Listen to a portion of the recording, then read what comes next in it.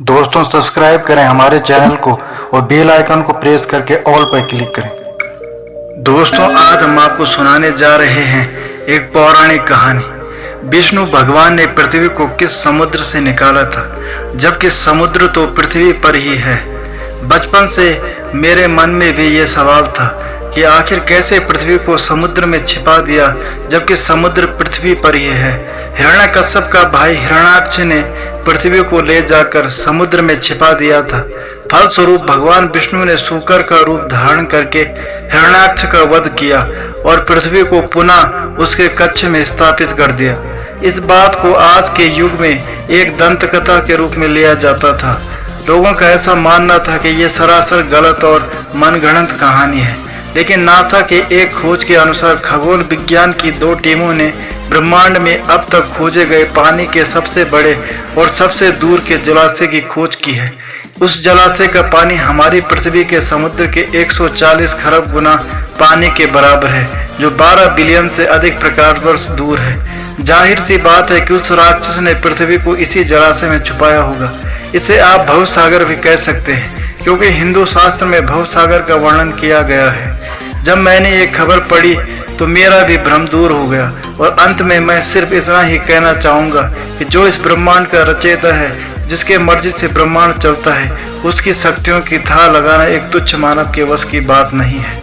मानव तो अपनी आंखों से उनके विराट स्वरूप को भी नहीं देख सकता। कुछ बेवकूफ जिन्हें ये लगता है कि हमारा देश और यहाँ की सभ्यता गंवार है, जिन्हें लगता है कि नासा ने कह दिया तो सही ही होगा, जिन्हें ये लगता है कि भारत की सभ्यता, भारत का धर्म और ज्ञान विज्ञान सबसे पीछे है, उनके लिए मैं बता दूं कि सभ्यता, ज्ञान विज्ञान, धर्म, सम्मान भारत से ही शुरू हुआ है। अगर आपको इस पर भी सवाल करना है तो आप इतिहास खंगाल कर देखिए।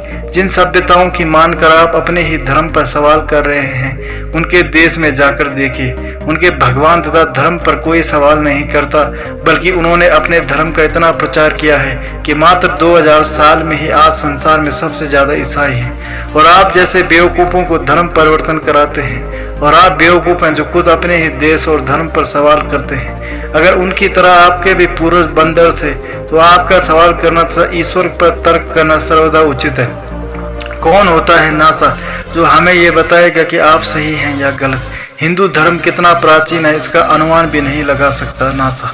जब इंग्लैंड में पहला स्कूल खुला था तब भारत में लाखों गुरुकुल थे और लाखों साल पहले 4 वेद और 18 पुराण लिखे जा चुके थे। जब भारत में प्राचीन राज प्रथा चल रही थी तब ये लोग कपड़े पहनना भी नहीं जानते थे।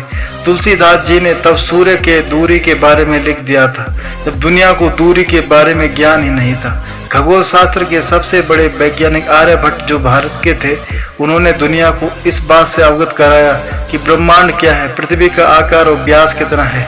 और आज अगर कुछ मूर्ख विदेशी संस्कृति के आगे भारत को झूठा समझ रहे हैं तो उनसे बड़ा मूर्ख और द्रोही कोई नहीं हो सकता। तो दोस्तों, जिसके मन में ईश्वर के प्रति शंका है, जो वेद पुराणों को बस एक मनोरंजन का पुस्तक मानते हैं, उनके लिए शास्त्र कहता है भगवान विष्णु के प्रति प्रीति नहीं रखने वाला अस्नेह या विरोधी, इसे ईश्वर विरोधी भी कहा गया है। ऐसे परमात्मा विरोधी व्यक्ति मृतक के समान है।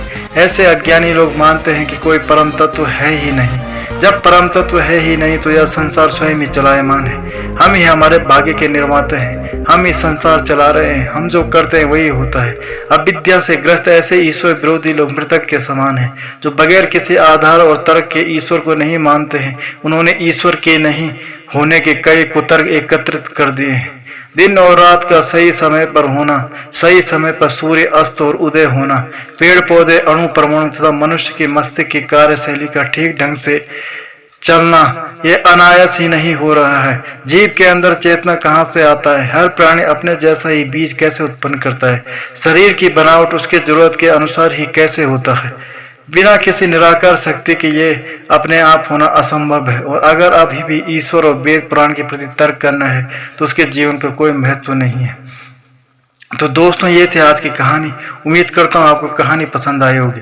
अगर आपको कहानी पसंद आई है तो चैनल को सब्सक्राइब करें, बेल आइकन को प्रेस करके ऑल पर क्लिक करें, वीडियो को लाइक तथा शेयर करें और हमें सपोर्ट करें। धन्यवाद।